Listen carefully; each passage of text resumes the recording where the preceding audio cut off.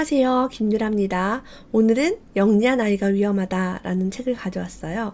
이 책은 미국 심리학교의 추천 도서이기도 하고요. 우리나라 유명한 서천석 소아청소년 정신과 전문의 선생님께서 추천사를 써주시기도 한 그런 신간입니다. 사춘기 전에 키워야 하는 7가지 능력, 뭐가 있을까요? 머리는 좋은데 왜 학교에서 힘들어할까? 눈에 보이지 않는 잠재력을 키우는데 꼭 필요한 능력에 대한 매뉴얼이라고 합니다. 목차를 한번 슬쩍 보자면 하나라도 실수하면 안 돼. 완벽주의인 아이들에 대한 문제. 두 번째, 다른 사람들과 어울리고 싶지 않아요. 친구 필요 없어. 이런 경우.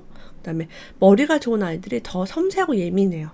그 성격, 그거 다스리는 법. 그 다음에 똑똑한 아이들은 경쟁을 하면 이기니까, 조금만 열심히 하면 이기니까 지고 싶지 않아요. 이런 경우 많아요. 또 어른들과 맘먹으려고 합니다.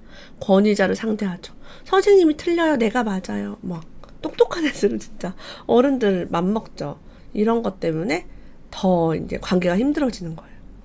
그리고 시시해서 하기 싫어. 공부를 왜 해야 돼? 정말 똑똑한데 공부에 관심 없는 아이에게 동기부여하는 법. 이런 이야기, 행복을 느끼는 법, 이런 거를 딱 챕터별로 나와 있어요. 그래서 되게 좋더라고요. 이거는 공부를 잘하는 아이가 아니더라도 실수하면 안 돼, 다른 사람과 어울리고 싶지 않아요, 예민해요, 지고 싶지 않아요. 우리 어른들도 마찬가지 아닌가요? 읽으면서 맞아, 이럴 때 정말 그렇지. 아이에게 뭘 해줘야 될까, 난감한 어떤 그런 이야기들이 많이 들어있습니다. 스스로가 자기를 돌아보며 자신의 어린 시절 미처 키워내지 못한 7가지 능력을 개발해야 한다라고 이야기해요. 그렇게 변해야 한다. 부모가 변할 때 애써 가르치지 않아도 아이는 배운다. 그래서 우리가 이런 책을 공부하면서 배우는 이유가 내가 변하면 아이가 변하니까 함께 하는 거죠.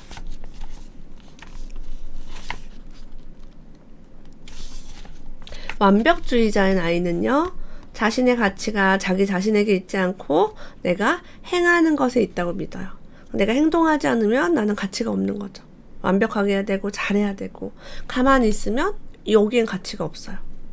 사랑은 애써 얻어야 하는 것이고 매사 완벽하게 해야만 그 사랑을 얻을 수 있다고 믿는다. 그래서 좋은 것도 지나치면 해가 된다라는 그런 의미로 볼 수도 있고, 연구자들 사이에 이런 의견이 분분하다고 합니다. 완벽주의가요, 우울증이나 여러 가지 불안감 같은 장애가, 여러 감정 장애 관련 증상을 불러일으킨다는 결과가 많대요. 그래서 완벽주의를 부추길 수 있는 이야기들이 뭐가 있냐면, 아이의 숙제에 적극적으로 개입하는 부모, 그리고 아이가 완벽하지 않은 과제물을 제출하도록 내버려뒀다고 교사가 나를 나쁜 부모라고 생각하지 않을까라고 걱정을 하는 거예요. 공개 수업을 하는 날 학교에 갔더니 당신 아이의 작품은 3학년짜리가 만든 것처럼 형편이 없었는데 반 친구들의 작품은 전문가 뺨치는 수준인 것을 보고 당황할지도 모른다. 괄호 열고 실제로 전문가 작품일 수도 있다라고 합니다. 그러니까 계속 숙제 만져주고 그림도 더 잘하고 엄마가 다 해가는 숙제도 있죠. 그러면 그렇게 하면 아이가 완벽하게 해야 되는구나, 나는 숙제 하나도 내 스스로 할 수 없구나, 나 혼자는 불완전하구나, 엄마가 도와줘야 되는구나, 이러면 그 아이가 완벽주의가 되면서 자기가 할 수 없게 만드는 거죠. 그래서 완벽주의가 강한 아이들에게는 해결책이 있대요. 우스꽝스러운 일을 함께 하자라고 합니다. 완벽주의적인 아이들은 웃음거리가 되는 걸 두려워한다. 나를 비웃는다 생각하죠. 아이와 함께 우스꽝스러운 일을 저지르며 이러한 두려움을 덜어줄 수 있다. 웃기게 악수하는 법, 이상한 노래 불러보는 법, 저글링 같은 거 막 하고, 그리고 엄마도 잘 못할 것 같은 일을 함께 하는 거예요. 말장난 그냥 이상하게 하는 거. 재미있지만 무의미한 활동을 하래요. 1등, 100점 이런 거 말고. 그래서 엄격한 그 기준을 낮추라고 합니다. 막 웃으면서 푸는 게 중요하다고 해요. 친구와의 관계에 대해서 다른 사람과 어울리고 싶지 않아요. 이런 아이들이 있어요. 문제는 뭐 어울리지 않을 수도 있는데 학교 생활이 어렵다 보니까 학교를 그만두고 싶어 하는 경우가 생길 수 있죠. 자, 어떤 아이는요, 너무 똑똑한 아이들은 자기 얘기하는 거 좋아해요. 그래서 잘난 척 하기도 하고 막 심하게 떠불려요. 여기 뭐라고 써있냐면, 너희 집 컴퓨터는 뭐냐? 라고 친구가 물었는데, 친구한테 이렇게 물었대요. 너희 집 컴퓨터는 뭐야? 맥 컴퓨터야. 인텔 코어 2 듀오 프로세서를 탑재한 거냐? 그러니까 이제 초등학생이니까 모른다고 했대요. 우리 거는 엔비디아 쿼드 그래픽 카드랑 피직스 가속기를 탑재한 델 XPS 700이야. 오토데스크 3D 맥스 9을 이용해서 내가 직접 게임을 개발해. 베이직 폴리곤 모델링을 사용해. 잘 봐, 내가 보여줄게. 그러니까 많이 알고 똑똑한 아이들은 친구랑 대화를 이런 식으로 이제 하니까 내가 컴퓨터로 뭘 할 수 있는 걸 알려주고 나의 관심사를 얘기하는 건데, 이게 상대방한테는 뭐야 지금 잘난 척하고 뭔 말하는 거야 이러고 멀어지는 거죠. 그래서 이 친구가 떠벌리는 이유가 거만하기 때문이 아니라 무지하기 때문이래요. 상대방 친구가 나를 좋아하도록 애쓰는 거예요. 나 이렇게 괜찮은 사람이야. 나 똑똑하지. 나 이거 잘하지. 나랑 친하게 지내자. 이건데 강한 인상을 심어주려고 애를 쓴대요. 왜 그런지 아세요? 똑똑한 아이들은 뛰어난 수행으로 어른들의 관심을 얻는데요. 컴퓨터로 프로그래밍을 개발했다. 그러면 엄마가 와, 내 아들 천재 잘한다 이러고, 책도 많이 읽으면 칭찬하고 공부도 잘하면 칭찬하니까 아이들은 이렇게 내가 잘하는 거를 가서 얘기하면 사람들이 좋아하는구나라고 착각할 수 있어요. 왜? 엄마와의 관계가 전부니까. 아이들에게는 엄마가 좋아하니까 친구도 좋아하겠지. 아니, 엄마랑 좋아하는 거랑 친구가 좋아하는 거랑 다르죠. 그래서 관계를 맺을 때도 어른들의 관심을 얻는 방법으로 얻으면 되겠다라고 얘기합니다. 그래서 우리 엄마들이 순수하게 아이들을 바라봐주고 대화를 해야 돼요. 실제 이런 경우는 많이 볼 수 있죠. 친구들과 사이가 안 좋을 때는 이렇게 동그라미를 그려서 친구와 나의 공통점을 찾아보라고 합니다. 이렇게 친구와 내가 어떤 공통점이 있는지 그걸 찾아보게 시키라고 해요. 근데 만약에 좀 찾을 수 없을 때도 있어요. 그 친구랑 나는 영 유사점이 없는데, 그럴 때는 친구의 얘기를 주의 깊게 듣거나 관찰하거나 상냥하게 질문하면 돼. 너는 뭐 좋아해? 너는 취미 뭐가 있어? 그러면 그 친구의 관심사를 더 많이 알고 공통점도 찾을 수 있을 것이다. 사실은 남의 얘기를 많이 듣는 게 되게 중요해요. 어린 아이들은 힘들죠. 저는 어른이 되고도 힘들었어요. 몰랐어요. 그냥 난 내 얘기하면 그게 전부인 그게 의사소통인 줄 알았죠. 어떤 아이는요, 난 쉬는 시간에 책 읽는 게 좋아요. 다른 놀이는 싫어요. 라고 얘기해요. 학교에 가서 쉬는 시간, 점심시간 계속 책만 보는 아이들이 있어요. 근데 이게 다른 친구들한테는 무시하는 게 될 수도 있대요. 너는 무시해. 니네들끼리는 게임하고 놀아. 수준 낮아. 난 책을 볼 거야. 이렇게 그들을 무시하는 셈이 될 수 있어요. 왜? 책 읽는 아이들은 기본적으로 공부를 잘하고 좀 똑똑하잖아요. 그러면 다른 아이들도요, 그 책을 읽는 아이가 우리들을 쟤는 우리를 안 좋아해 라고 생각을 하고 다가오지 않는데요. 그래서 아이에게 책은 집에서 읽으면 되니까 학교에 있을 때는 책 읽기 시간에만 읽고, 점심시간, 쉬는 시간에는 그냥 돌아다녀라 라고 얘기를 하는 것도 괜찮다고 합니다. 그래서 그냥 운동장을 걸어 다니다 보면 친구랑 놀 수도 있고, 제 친구 중에 서울대 법대 나와서 판사가 된 친구가 있어요. 초등학교 친구인데 그 친구는 항상 쉬는 시간에 책을 주로 봤단 말이에요. 근데 그 친구랑 이제 같은 동네 살아서 왔다 갔다 통학을 같이 했는데, 그때마다 이어폰으로 음악을 꽂아서 나 하나 친구 하나 해서 같은 음악을 들었어요. 근데 그렇게 한 달 다니다 보니까 제 테이프에 있는 모든 곡들을 그 친구가 다 외워서 같이 노래를 부르게 됐어요. 그런 식으로 책만 보는 친구, 공부만 하는 친구도 음악이라는 그걸로 내가 좋아하는 음악 너도 들어볼래? 해서 친해진 경우가 있어요. 되게 신기하죠. 그 음악이 김원준 노래였는데 그 친구는 김원준을 안 좋아하는데 내가 들으니까 같이 듣다 보니까 왔다 갔다 하면서 듣다 보니까 그 노래를 외우게 됐고 전 너무 좋더라고요. 내가 좋아하는 가수 노래를 다 외우는 친구가 있어서. 갑자기 생각이 났네요. 그래서 쉬는 시간, 점심시간 내내 책을 읽는 거, 그것 때문에 관계에 문제가 생길 수 있으니까 그게 그렇게 좋은 게 아닐 수 있다라는 거를 들여다보게 되었습니다. 그리고 약자를 못 살게 구는 행동, 그런 게 많죠. 아이들, 특히 남자아이들 더 공격적이니까요. 이런 거는 심술이 아니라 협박, 괴롭힘, 학대라고 합니다. 절대 이런 거를 하지 못하도록 하고 괴롭힘을 당할 경우에는 은밀하거나 또는 익명으로 어른들에게 알릴 방법을 제공하라고 합니다. 인간관계가 이제 어려워질 때 왕따를 당할 수도 있죠. 폭력이라든가. 근데 그런 걸 말을 하지 않는 게 더 문제가 커지는 거예요. 그런 걸 겪었을 때 저 같으면 학교에 가서 학교를 뒤집어 버려야죠. 그냥 교장실에 그냥 쫓아 들어가서 뒤집어 버리고 뭐 전학을 가더라도 일단 한바탕 뒤집고 가야 돼요. 네. 그렇습니다. 놀림이나 짓궂은 장난을 경험하지 않는 아이는 없다라고 해요. 근데 거기에 감정적으로 대응하면 그 아이는 반복해서 놀림을 받는 경향이 있대요. 맞아요. 야 바보야 이랬는데 나 바보래 하고 울잖아요. 그럼 걔는 계속 놀려요. 아 쟤 바보 맞구나. 근데 바보야 했는데 뭐야 이러고 지나가면 안 놀려요. 무시해야 돼. 야 똥땡아 이랬는데 물잖아. 나보고 똥땡이라면 난 똥땡이라고 인정한 거야. 그래서 똥땡아 했을 때도 나 날씬한데? 나 예쁜데? 이렇게 하면은 놀리지를 못하죠.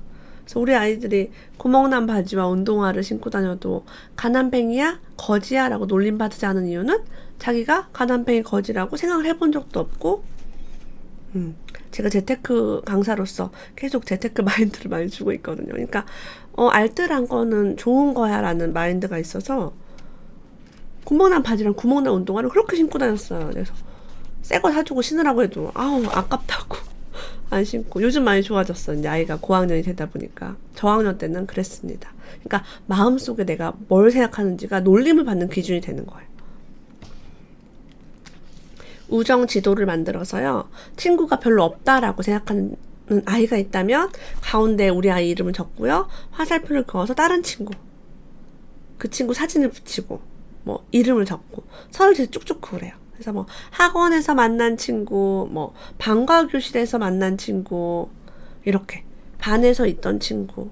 그래서 단짝이 있어야 다 좋은 게 아니다라는 것을 알려줘야 한다고 합니다. 제가 사실 단짝이 별로 없었어요. 그냥 두루두루 잘 지내는 편이었는데 단짝이 없어서 좀 항상 힘들었던 기억이 있습니다. 둘이 짝지으라고 할 때 되게 난감했어요. 어디로 가야 될지를 몰랐죠. 자신감이 없었어요. 야 너랑 나랑 뭐 같이 앉자. 수학여행 버스 같은 거 앉을 때도 소풍 갈 때 너무 싫었어요.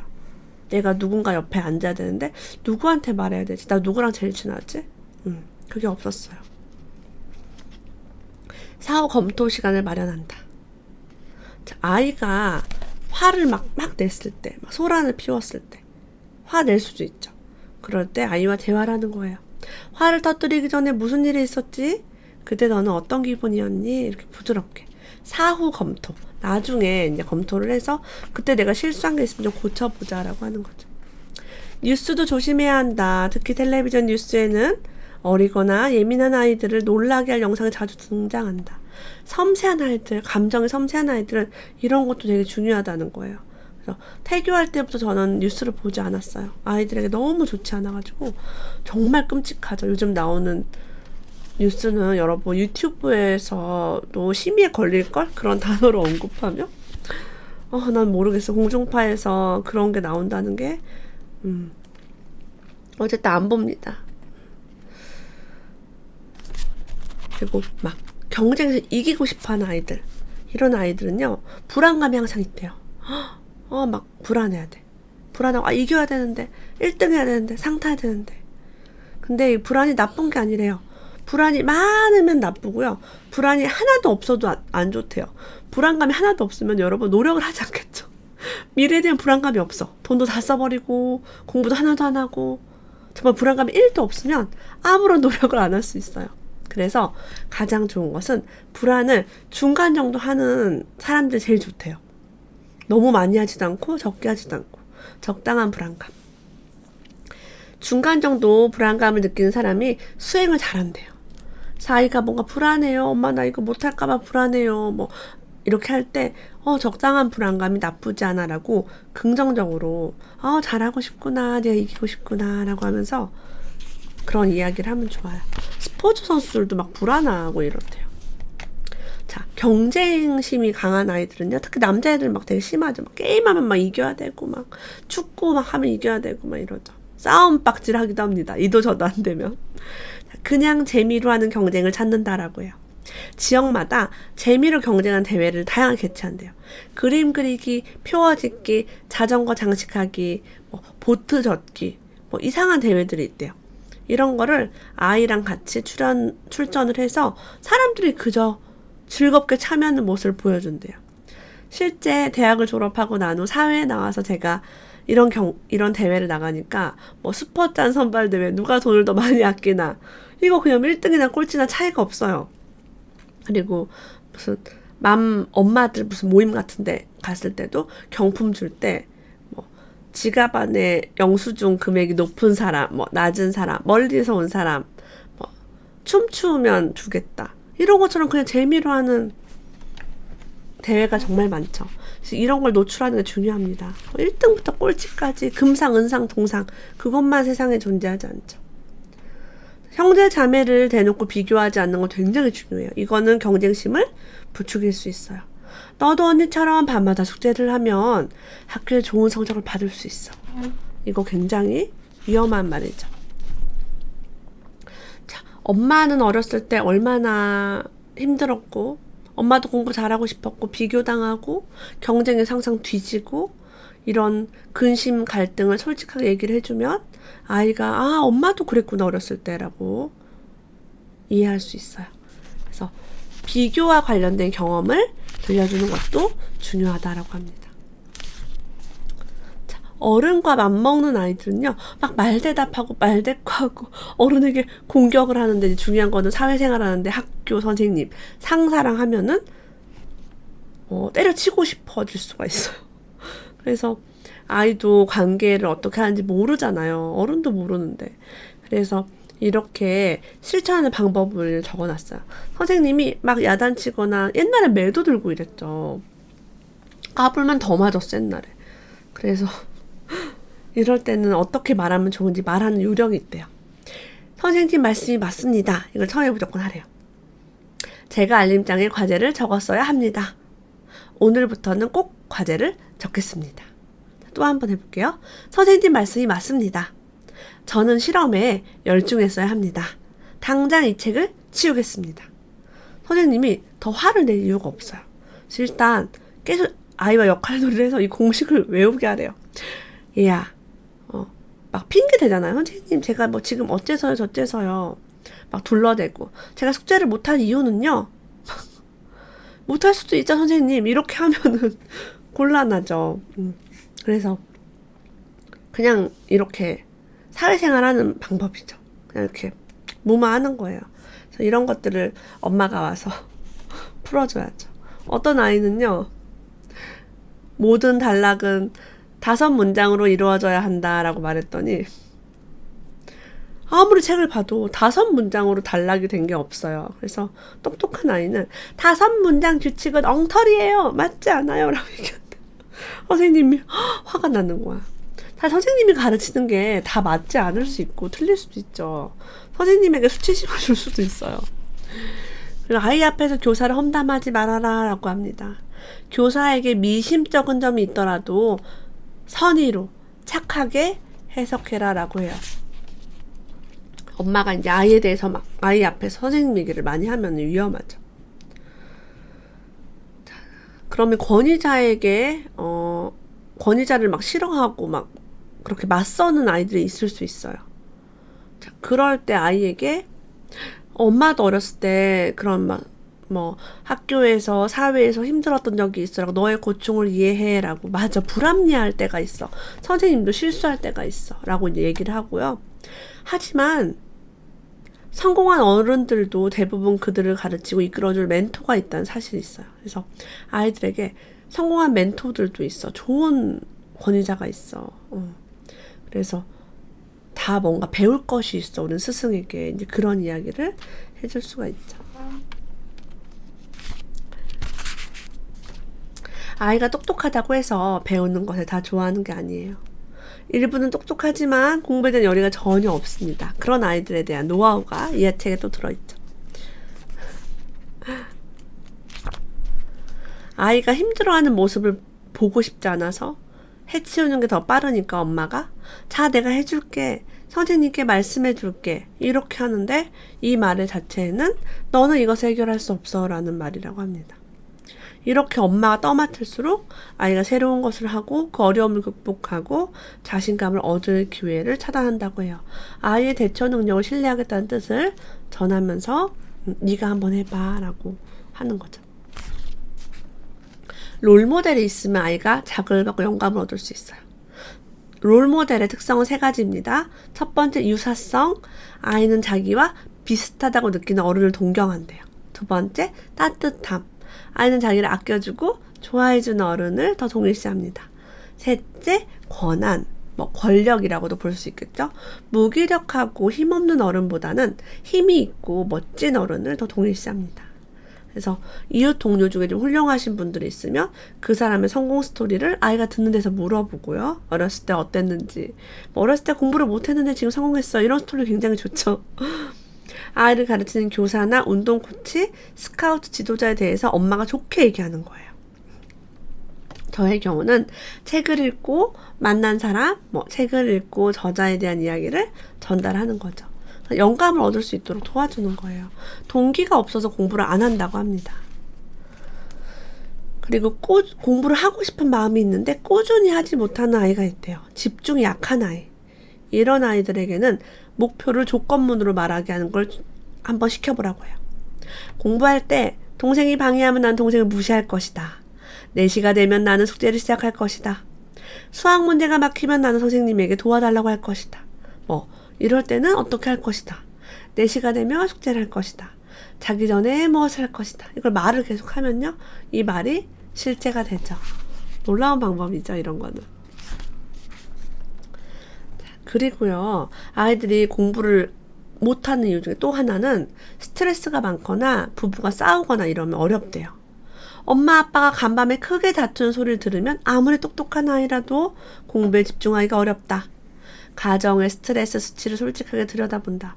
내가 좀 애들 앞에서 많이 싸웠나? 잔소리를 많이 했나? 생각해 볼 필요가 있죠. 아이가 가정을 안심하고 세상을 탐색할 본거지로 생각하도록 최선을 다한다.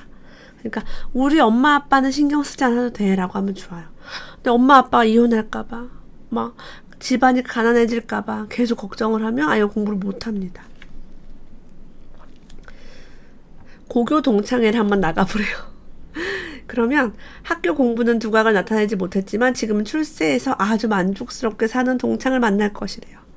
저는 잘 나갔어요. 서울대도 가고 이랬는데 예전의 명성에 걸맞지 않게 사는 친구도 만날 것이래요. 다양한 모습으로 사는 친구들을 보면 아이에게 느끼는 불안과 걱정이 다소 줄어들 것이다 라고 합니다.